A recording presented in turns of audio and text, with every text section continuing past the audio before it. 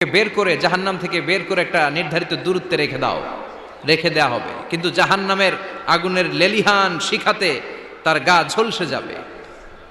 সে আল্লাহর ডেকে বলবে, মাবুদ তোমার কাছে আমি কিছু চাই না,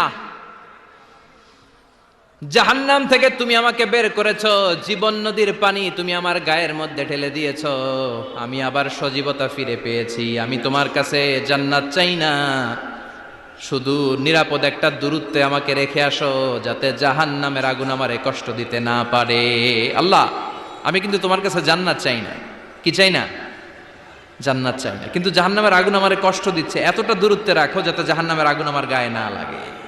আল্লাহ বললেন, ওকে রাখবো, কিন্তু আমার সাথে একটা কন্ট্রাক্টে যেতে হবে, যে এটা তোমাকে দিলে তুমি আর নতুন করে কিছু চাবা না।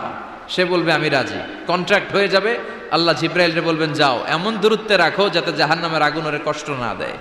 রেখে আসা হবে। অনেক দিন সে ওখানে